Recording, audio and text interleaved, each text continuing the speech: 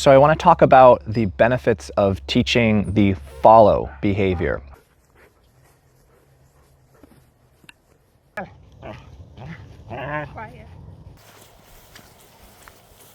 So the reason that I use the follow is to practice motions. That's the main reason for it. Sit. Good. Down. Bend. Oi. Stay.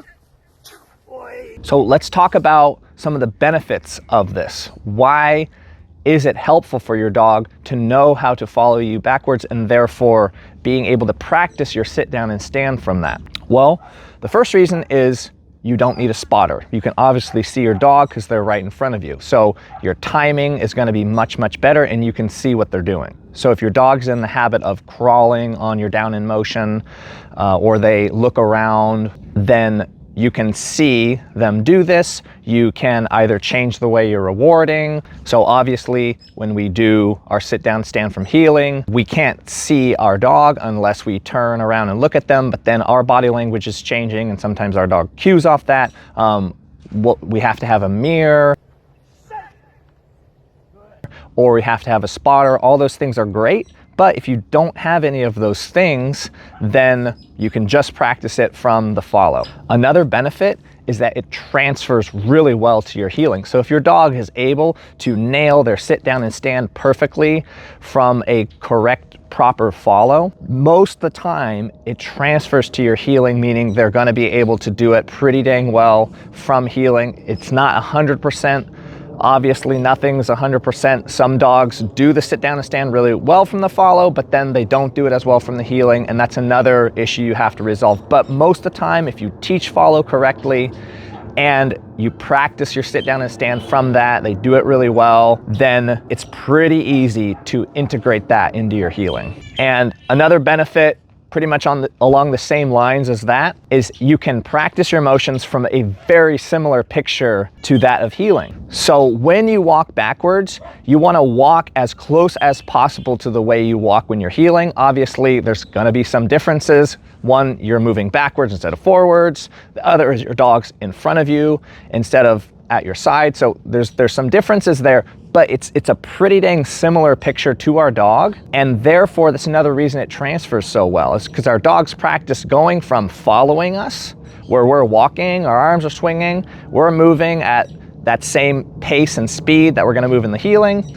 and then we're asking them to sit down or stand. So I see a lot of times people are practicing motions in other situations where their dog's moving, like for example, sometimes people will make misses on the toy. Get it down. Get it. Oi. Stay. Yes. Oi. Sometimes I even like to just move around kind of freely and then tell my dog to sit down or stand. Down. Okay. Yeah. These are all great and these can help too, but they don't usually transfer as well into your healing because the situation you're asking them to do the position is it's a very different picture for our dog.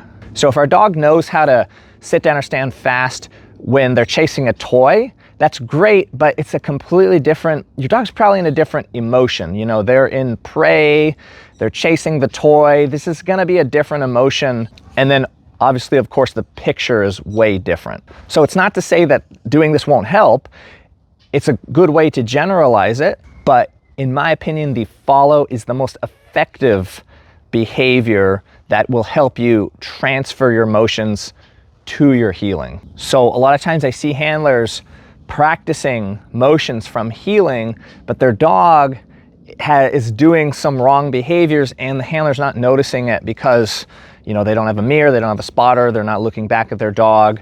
And in general, it's way better to just not practice anything at all than to practice it, but allow your dog to rehearse unwanted behaviors and develop bad habits. So in general, for me, I pretty much never will do a sit down or stand in motion from healing unless I have a mirror, a spotter, or if I'm just gonna turn and look back at my dog. But then of course there's times where I don't have a mirror or spotter, but I wanna practice my motion. Well, then I just do it from the follow. So a lot of times I'll go to seminars or I'll do lessons and the handler's having issues with their motions. You know, their dog's sitting slow or not downing fast enough.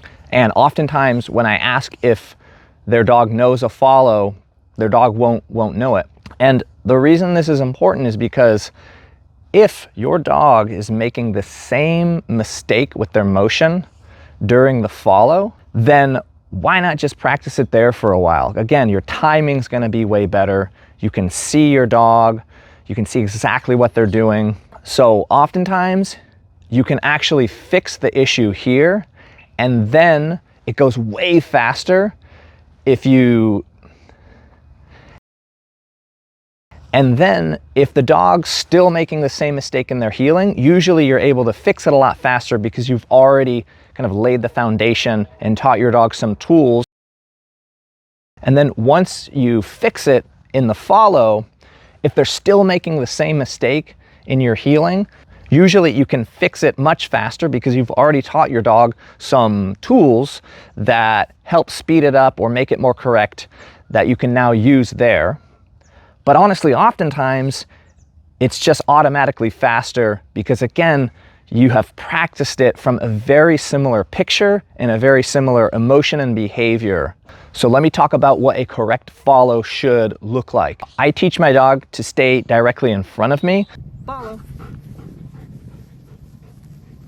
Yes. Some people teach their dog to walk on their side, or as we call in the pocket, so between your leg and your arm. The reason people do this is because that's a more similar picture and position to that of heeling. When your dog's heeling, your dog's on your side and they're generally between your arm and your leg. Now, it's totally fine if you choose to do this. I just keep my dog directly in front of me because I found it conflicts less with your fronts. So obviously if you teach your dog to position themselves on your side in front of you, sometimes they confuse this. When you ask them the front, your dog will think you're asking for the follow behavior and they'll want to kind of drift or orient their body over there. And I prefer just not to deal with this at all. So that's why I like to teach them to stay in front. But again, you can teach your dog to be on your side. It's just very, very important that your dog is able to distinguish between that and a front. Make sure you're also working on your fronts and teaching your dog how to be straight and make sure that's good. If teaching your dog to be on your side for the follow is conflicting too much with your fronts, you might choose to just teach your dog to stay directly in front of you. Again, that can work just fine. It's worked fine for me. Obviously, when your dog's in front of you, it's a little harder to walk naturally and you look a little bit awkward when you're walking. So it's not as similar of a picture, but it's close enough. So let me talk about how to teach the follow. So to show you guys these steps, I'm gonna take a completely green dog that hasn't learned this at all. Misty, Misty, Misty, Misty, Misty, Misty, Misty, Misty, Misty. All right, so I think I just learned that Misty is completely deaf and blind at this point, so I'm gonna use a different dog. Oh, Fina Bina did not want to come out of the house. Let's do the thing. I have to show the thing here. Okay. Actually, do you even know sit? Oh, okay. Yeah, I don't think you know anything. Okay, so you know what? Our house dog sucks, so I'm just gonna go get a board and train and show it with that dog. So if you want your dog to be on your right side, then what you'll do is lure your dog over to your right side with your right hand, feed them when they're there. Then you want to do some stationary work where you put your right hand down and you wait for your dog to look at your face. That's what you want your focal point to be. So you don't want your dog's focal point to be your hand. So when you start fading the lure, make sure you wait for your dog to look up at your face and then mark and bring your hand back up to their mouth, feed them. Yes. You want to practice this until the point where your dog stays locked on your face with your hand down at your side. If they're wanting to look too much at your right hand, you might consider feeding out of your left hand. So there's no food in your right hand, they look at your face. Yes, you bring your left hand over to your right side and feed them. Good. Yes. Now, once you add motion into this, you can lure your dog. So then you would just take your right hand and you would hold your hand like this or like that, just depends on kind of what you're most comfortable with. You would walk backwards when your dog's following and staying glued to your right hand, mark, feed them. And this is just to get them used to moving fluidly with you and staying on that side. But eventually you want to fade the lure. So the way that would work is you've already taught your dog how to look at your face when your hand is down here. So now you would just start walking backwards and shape the behavior. So that means whenever your dog is approximately in that position, mark and then feed them. Now you need to decide if you want to feed from your left hand or from your right hand. Usually if the dog is expecting the reward too much from the right hand and they constantly keep looking down there or staring at your right hand or kind of gravitating towards it too much, you might want to reward from your left hand.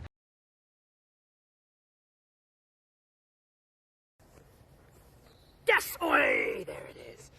Wow. Oi! But again, we're shaping at this point. So anytime your dog is approximately in that position as you're moving, mark, feed. Now you can absolutely use a toy instead of food if you want to do it that way. And the steps would be very similar. You might not want to lure with the toy, however. So with the toy, you would just have it either in your right or left hand, or you could honestly just have it in your pocket. I would practice from stationary first, rewarding them from stationary position. So you would just tell them to wait, and then you would move yourself and you would align yourself to where you want your dog to be, and then just reward them.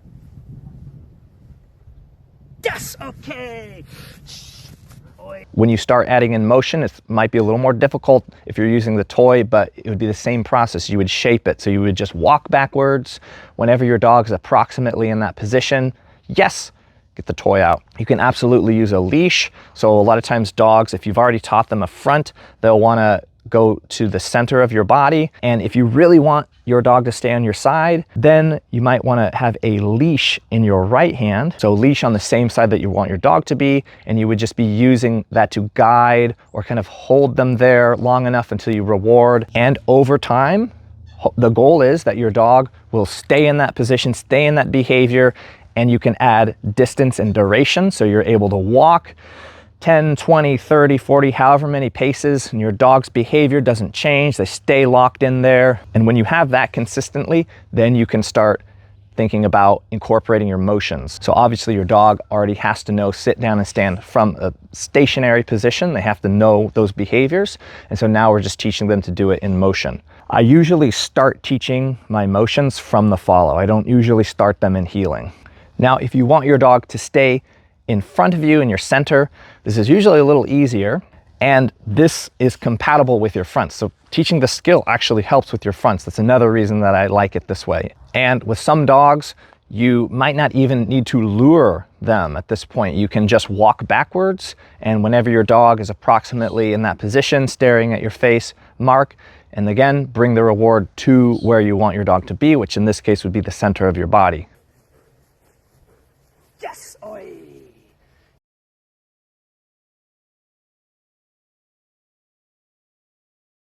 So one of the reasons that for some handlers, their emotions don't transfer as well from the follow to the heeling is because they are not walking the same as they're walking when they're heeling, meaning their dog's still on the lure, or maybe the handler is holding their hand up in the air as they're walking backwards, or these sort of things. So again, the picture you want to build up to is where you're just walking backwards, arms are swinging in the same way they swing as when you heel, you're standing the same way as you walk. Another mistake that I see people make a lot of times is they're practicing their motion while their dog's still luring.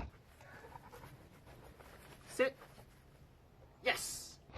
And the problem with this is when your dog's luring, they're not in the same behavior as they're going to be when they're heeling, right? If your dog knows how to follow your hand and then sit down or stand really fast, that's great, and you can still do that, but ultimately the behavior you want to move towards is for your dog to follow you freely, not on a lure where your hands and your arms are down swinging. So you're showing them that same picture and they're staying in position. Then your dog's emotion is going to be much closer to that of heeling. Your dog's behavior is much closer. And that's when practicing your motions is going to be most effective and most transferable. So if your dog's still on a lure, make sure that you keep practicing this and weaning them off the lure until you get to the point where they can follow you walking backwards for several steps without changing their behavior and staying very, very clear about the behavior. I promise you, if your dog can sit down and stand fast from this